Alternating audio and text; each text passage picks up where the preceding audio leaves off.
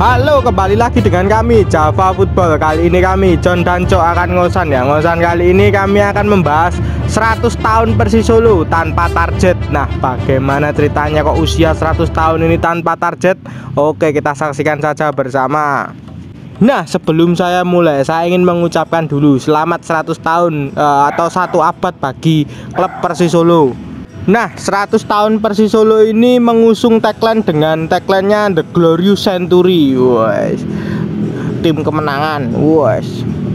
Tapi pada dasarnya tim ini itu 100 tahun kalau dipikir-pikir itu tidak ada target yang mungkin signifikan bagi klub yang sudah berusia 100 tahun ini.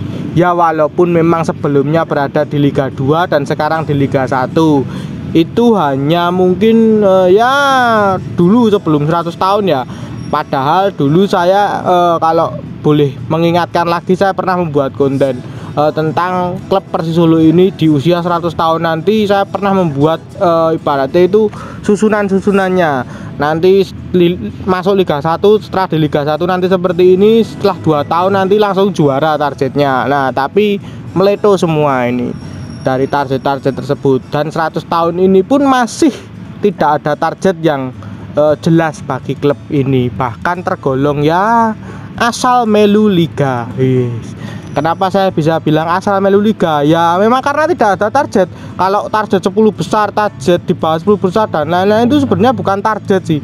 Yo podo wae kowe asal melu liga toh. Target 10 besar, target itu ya 1 atau 2 itu minimal ya. Kalau 2 kan masih ada harapan untuk tampil di Asia ya. Jadi masih mending-mending gitu loh, ibaratnya kan seperti itu. Gak juara gak apa-apa, tapi ada target Asia. Tapi kalau tidak ada target dari itu, ya mungkin seperti klub-klub lainnya, asal melu liga aja, yang penting ikut jalan gak degradasi dan lain-lain.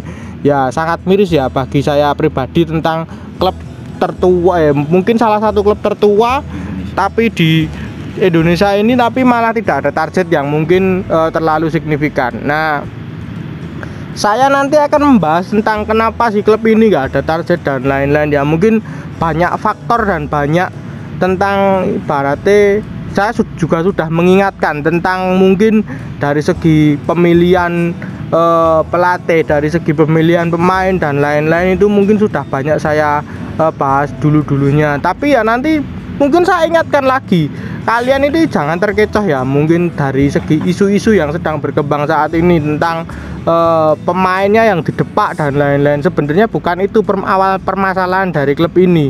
Dari akarnya sendiri yang harus memang dicabut dulu. Kalau mungkin dicabut ketok pange tukul melek meneh, ketok pange tukul meneh, cabut cakare ganti sisan wite lah, kuwi lagi apik. Nah, intinya sih seperti itu ya. Nah, menurut pendapatmu Cuk, gimana ini tentang 100 tahun dari klub Persis Solo ini tapi tidak ada target yang mungkin lebih ke juara atau gimana ya, Asia atau gimana ini? Ya, sudah seperti klub-klub Eropa ya. Kita tahu klub-klub Eropa itu usianya pada 100 tahun ya. Dan ini Persis Solo juga hampir setara dengan klub-klub Eropa secara usia, tapi belum secara profesionalisme, belum secara kualitas klub, kualitas manajemen, kualitas infrastruktur dan lain-lain ya. Jadi memang 100 tahun itu ya oke lah, kita apresiasi bahwa Persis Solo itu sudah naik kasta ke Liga 1.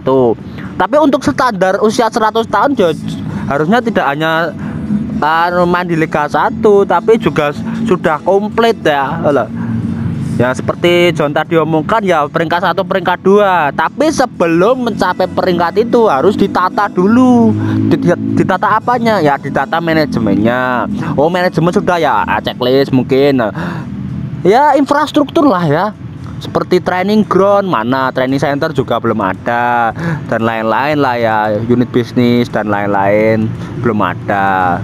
Ya ada untuk akademi ada dan lain, tapi untuk standar 100 tahun itu sebenarnya sudah harus komplit loh. Fasilitasnya sesuai standar AFC. Ya betul sekali ya. Kalau Persis Solo itu dulu Liga 2 kiblatnya Bali United, seharusnya ini sih sudah mulai memenuhi standar-standarnya. Mungkin bahkan dulu-dulu ya Bali United itu sangat cepat sekali. Sangat cepat mereka itu memenuhi target-target itu. Bahkan pembangunannya tergolong cepat. Bali United ini klub baru.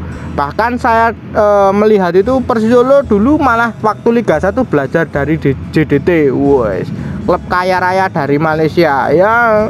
Walaupun memang berbeda ya jauhnya, tapi setidaknya kan dia juga belajar. Tapi malah membawa gerbong jeleknya ya, itu problem bagi klub Persisolo ini sebenarnya.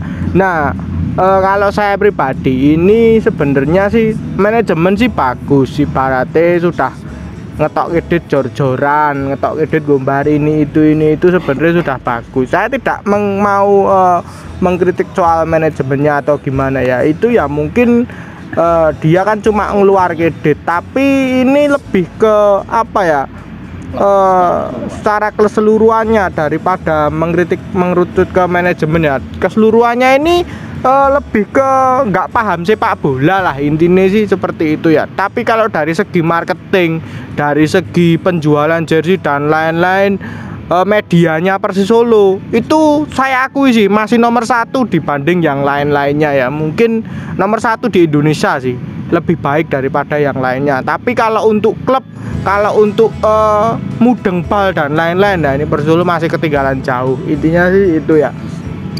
Nah, apakah karena mungkin dulunya sempat deal dengan salah satu agen dan akhirnya ya mungkin disetoki agen gue terus dan lain-lain, kita juga nggak tahu ya. Yang pasti memang karena apakah mungkin jam terbang dari Persisolo sendiri ini kurang, jadi gampang dihapusi oleh para agen-agen, dimasuki pemain ini itu pelatih ini itu mau. Nah, itu juga masih tanda tanya. Sebenarnya sih simple ya, akar dari Persisolo ini sebenarnya dari mulai pelatihnya itu sudah mulai kelihatan. Nah, pelatih ini itu sebenarnya tidak punya pengalaman yang jelas, atau pengalaman dia melatih itu sudah tidak ada. Jadi ya bisa kita lihat sendiri permainannya seperti itu, sudah kita ketahui ya, ibaratnya Persisolo itu sudah terbobol sangat banyak, tapi tidak ada evaluasi di back. Bahkan seringkali tetap memasang 3 back. Bahkan komentator Liga Indonesia pun sampai budrek, ibaratnya bingung lah dengan strategi pelatih ini tentang memasang 3 back ini. Padahal kebobolannya cukup banyak, tapi tidak ada evaluasi atau pembenahan selama ini. Tapi kalau dia bilang itu progres yang bagus. Setiap press conference selalu seperti itu. Jadi wah, ini cukup pelatih bebal lah ya, pelatih ini itu bebal kalau menurut pendapat saya. Jadi nggak bisa dikandani. Ini dekne manut apa sing dianu dekne yo, nek kowe apik ra apa-apa wae itu lah, nek kowe elek ya kuwi rada repot ya. Intinya kalau pelatih seperti itu. Jadi dia ini sebenarnya kurang pengalaman. Nah, pelatih saya bilang itu beda dengan pelatih Borneo, pelatih PSM Makassar, pelatih Persija dan lain-lain. Itu kan kenyang pengalaman. Jadi mereka itu tahu. Jadi dekne progres yo ketok gitu loh. Nah, kalau dari Persis ini sebenarnya wah ini agak repot ini. Kalau dari pelatihnya seperti ini terus, walaupun keluar pemain beberapa keluar masuk itu tetap mungkin hasilnya juga sama saja sih, karena pelatihnya masih seperti ini yo. Nanti yang dibawa juga pemain-pemain itu aja karena pelatih tidak punya pengalaman. Intinya sih seperti itu. Menurut pendapatmu gimana, Cuk? Tentang mungkin akar dari permasalahan klub Persisolo ini di pelatihnya ini. Ya bener ya, oke lah secara manajemen soal jor-joran itu oke. Visi misi sebagai anak muda ya, Mas Kevin dan Mas Kaisang itu anak muda, itu secara manajemen oke, kita akui. Mas secara klub, jam terbang klub di Liga 1 itu ya wajar sih, kadang agen itu kan makelar ya atau marketing ya, mereka tuh tahu wah Persisolo ki klub anyar ki, gampang dilebot, gampang ditawarinya, dikai proposal, ditawar sales lah ya. Tadi sales sih ya nawari pemain-pemain iki diapik-apik ki, diunggul-unggul ki, padahal ya kualitasnya biasa wae ya toh ya. Jadi memang di sini ya jam terbang nih John. Klub ini butuh jam terbang, tapi ya tolonglah kadang supporter itu kan dengarkan kritikan supporter lah ya, dengarkan masukan supporter, bagi mungkin dari manajemen dari klub itu dengarkan masukan supporter atau netizen itu soal pergantian pelatih, terus terutama pelatih sih. Kalau pemain kan nanti urusan pelatih ya John. Jadi mungkin pelatih ini kan sudah dikritik banyak orang, banyak netizen, bahkan kita sendiri aja sering mengkritik. Jadi tolong didengarkan ya, bagi manajemen ini tolong dievaluasi. Nanti bosen aku ngomong evaluasi. Ya betul. Nah, kita bisa melihat sih kalau dari pemilihan pemain dari pelatih tersebut ini seperti apa, kita bisa melihat Bardanka itulah. Simpelnya itu Bardanka. Dia kan pemain naturalisasi asal Spanyol, dinaturalisasi timnas Filipina. Woi, back asal Spanyol. Padahal kita tahu Filipina itu ibaratnya rankingnya masih di bawah Indonesia. Dia memakai pemain naturalisasi yang sangat banyak. Woi. Dan Bardanka itu nggak dipanggil loh di timnas Filipina nanti waktu kualifikasi Piala Dunia melawan Indonesia nanti. Nah itu kan cukup aneh ya Pak.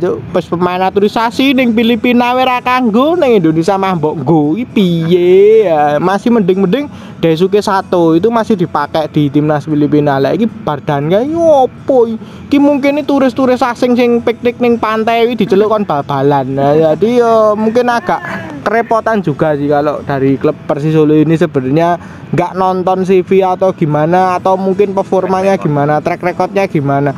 Terakhir saya lihat Bardanka ikut timnas Filipina itu hanya mungkin main 1 atau 2 kali aja loh Pak. Ini cukup repot ya, jadi harusnya buat evaluasi lagi ya untuk pengambilan pemain Asianya itu harus segera dimaksimalkan. Nah mungkin itu kalau dari saya pribadi. Jadi memang permasalahannya di akar sih, dari pelatihnya sendiri ya. Kalau pelatihnya kurang pengalaman ya jadinya seperti ini. Klubnya seakan asal melu liga juga klubnya. Nah, agak repot 100 tahun masuk asal melu liga. Kalah we karo Bali United sing klub anyar, kalah we karo klub Dewa bariki ibaratnya wis ngumpliti aset-asete ya, seperti itu. Nah, mungkin itu saja perbincangan kita tentang 100 tahun Persis Solo tanpa target ini. Jangan lupa like, comment, dan subscribe.